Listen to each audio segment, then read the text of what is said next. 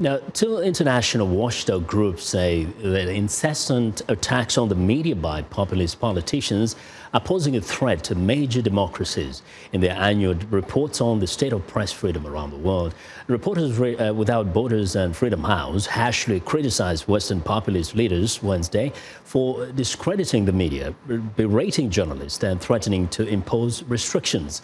U.S. President Donald Trump received harsh criticism from both organizations. Reporters Without Borders called him a media-bashing enthusiast, while Freedom House said that Trump's characterization of the media as the enemy of the American people and his disparagement of journalists and media organizations have undermined public trust in fact-based journalism. The White House has yet to respond to the criticism.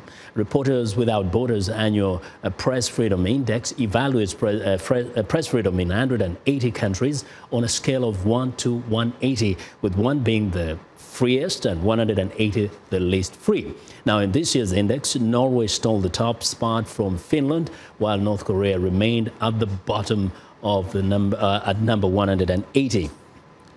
Well, for more perspective on the challenges the media face in Africa, Tsedale Lemma, editor-in-chief and founder Addis Standard magazine, joins me live via Skype from Frankfurt in Germany. Good evening, Tsedale. Good evening, Vincent. Yes, now, as a media owner yourself, what would you say are some of the ways in which government try to restrict press freedom?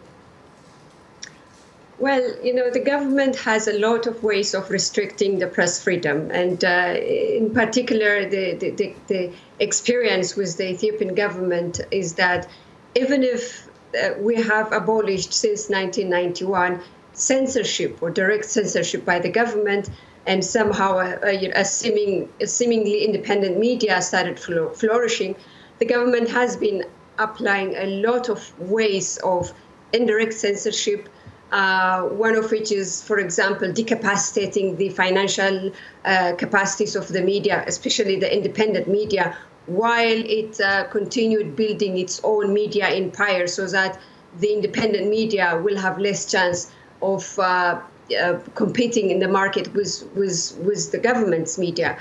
This is just one part of it. And the other is, of course, you know, legislating draconian laws that are making it hard for independent journalists to get access to information, particularly government-related information.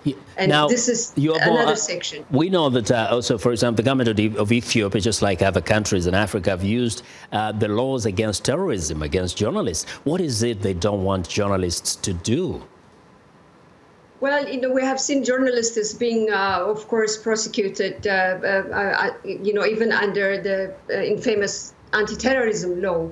And most of the time, the government denies vehemently that there are no journalists that have been prosecuted for what they are writing. But when you look at the court process of these journalists, what they write and what they say is often presented as evidence against them.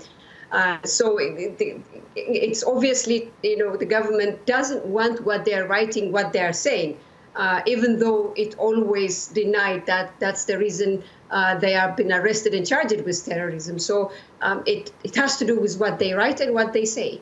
And because these are challenges first also across Africa, in particular in Ethiopia, do you see like the leadership, the new leadership in Addis Ababa could kind of give some break to the media there and accept some robust media?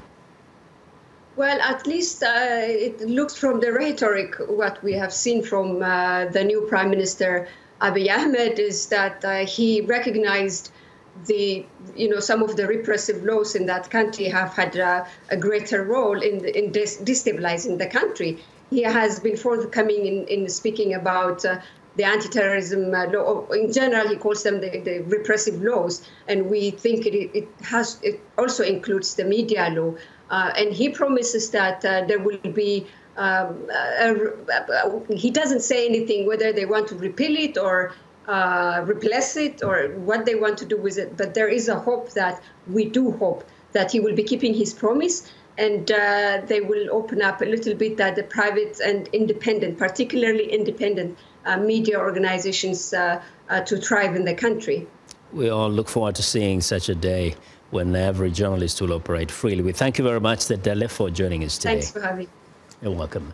Well, that's Tsedale Lemma, who is the editor-in-chief and founder Addis Standard magazine.